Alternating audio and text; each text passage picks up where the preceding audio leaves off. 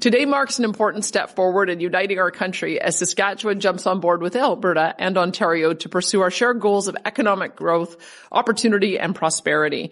Today, we're signing a memorandum of understanding that makes Saskatchewan an official signatory and partner as we work together on building oil and gas pipelines and expanding trade corridors to global markets. This agreement will see our three provinces advance pipelines and pathways to boost exports of homegrown energy, potash, critical minerals and agricultural products to markets across Canada and across the world. Canada woke up to political shock this week. Hey everyone, a proposed pipeline deal linking Alberta with major U.S. energy companies was rejected outright by Prime Minister Mark Carney's government. No surprise there. Within hours, Alberta fired back. What began as quiet talks over cross-border energy, infrastructure has erupted into one of the toughest tests of Canadian federalism in years.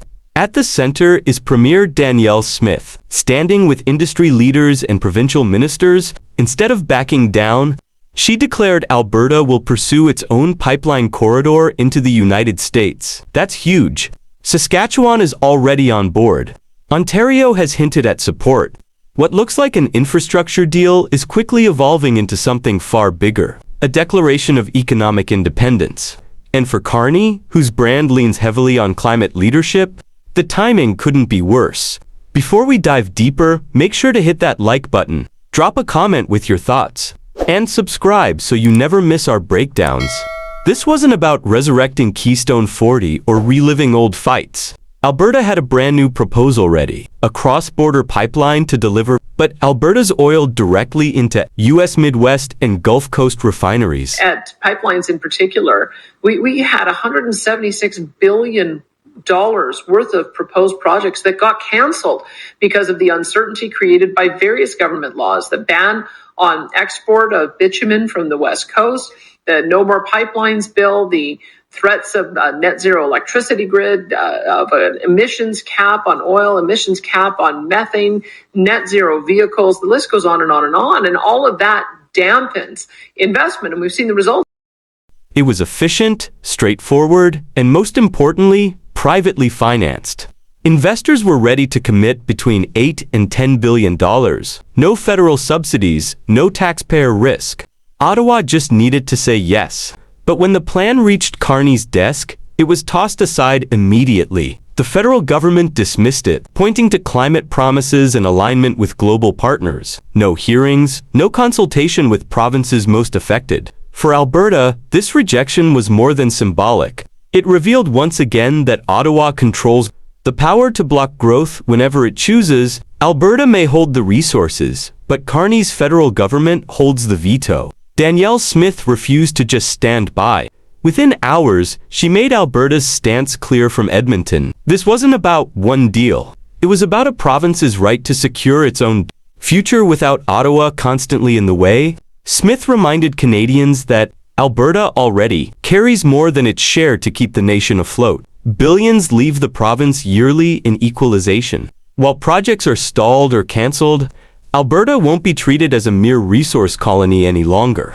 And this time, it wasn't empty rhetoric. A task force was launched to explore every option, legal, economic, and constitutional. That includes ramping up the Sovereignty Act. Yes, even opening direct trade channels that bypass Ottawa entirely, south of the border. The reaction was swift. U.S. officials had counted on Alberta's oil and gas to stabilize supply and lower costs. American companies had spent months preparing for this project. Ottawa's rejection blindsided them. Washington felt betrayed, too. Industry voices from Texas to North Dakota to Congress blasted Canada as unreliable. The irony was sharp. A country branding itself as a steady supplier, suddenly looking like a shaky partner. For America, this sends a troubling signal as energy security dominates headlines. To help the Americans get global energy dominance because they cannot do it without us. They produce 13 million barrels a day of oil. They consume 19 million barrels a day.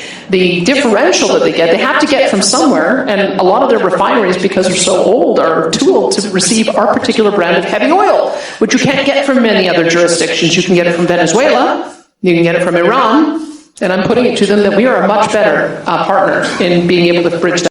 Alberta has been in quiet talks with U.S. leaders, exploring options to salvage the partnership despite Ottawa, whether through new trade routes, expanded rail, or province-to-state agreements. The message is clear. Alberta is keeping the door open even if Ottawa slammed it shut. Meanwhile, in Ottawa, Mark Carney faces mounting backlash. Critics accuse him of treating Alberta's energy industry like a bargaining chip instead of an economic cornerstone.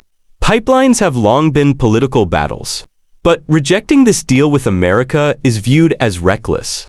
Opposition leaders in Parliament warn it strains relations with Canada's biggest trading partner and undermines provinces that fuel the economy. Alberta's frustration is echoed in Saskatchewan and even parts of British Columbia, where people worry about jobs, investment, and growth. Carney defends his decision as prioritizing climate and national interests, but too many Canadians, it feels like Ottawa elites dictating terms to the West.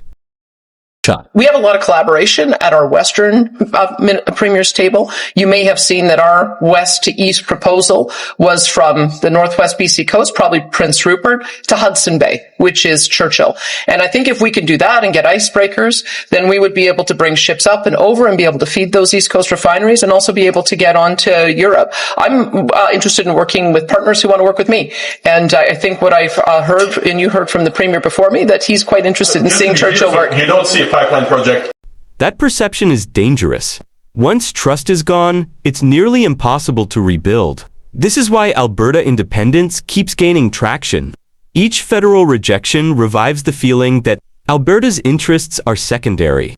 This latest rejection amplifies calls for independence. Town halls and online chatter show it's no longer just about energy, it's about dignity, autonomy, and the right to choose prosperity on Alberta's terms. That doesn't mean independence is imminent, but it does mean the idea is no longer fringe. A growing number of Albertans now ask whether their future lies outside Ottawa's control. Do they build a new nation?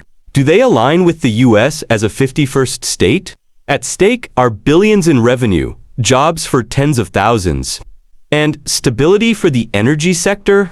These benefits ripple across Canada, not just Alberta. Yet every rejection costs communities dearly. From oilfield workers to small businesses, the U.S. wants Alberta's energy. Alberta is ready, but Ottawa blocks the pipeline, leaving others to fill the gap. We're uniting with Ontario to amplify our voices and double down on our efforts to carve a path forward together for Alberta, for Ontario, and for Canada. Through this agreement, we'll work together to explore ways to improve networks and corridors that better connect our energy and critical minerals to markets here at home, as well as international markets around the globe. We'll focus on supporting industry efforts to build oil and gas pipelines and refining, processing, and supply chains for energy and critical minerals between Alberta and Ontario. We'll work towards accelerating our exports across industries. And that means we're seeking to add more rail lines to increase capacity and enhance access to ports, including to sites in James Bay and southern Ontario. And we will share expertise to advance development of nuclear energy solutions so our provinces can keep up with the ever-growing demand. This means schools go underfunded, hospitals understaffed, and municipalities left struggling. Ottawa's no translates to ordinary Albertans bearing the burden. So the bigger question looms: whose interests does Ottawa truly serve? Alberta's? Clearly not. Carney clings to global climate promises, but at the cost of the provinces driving Canada's prosperity. While global competitors charge ahead with massive projects, Canada stalls itself with red tape and political optics. For Albertans, it feels like Ottawa values applause abroad more than stability at home. And each rejection only strengthens the independence case. And that's the update for today. From all of us here at the Zone Media Network, don't forget, smash that like button, share your thoughts in the comments, and hit subscribe to stay with us. We'll keep bringing you the stories others won't. Thanks for watching, and I'll catch you in the next one.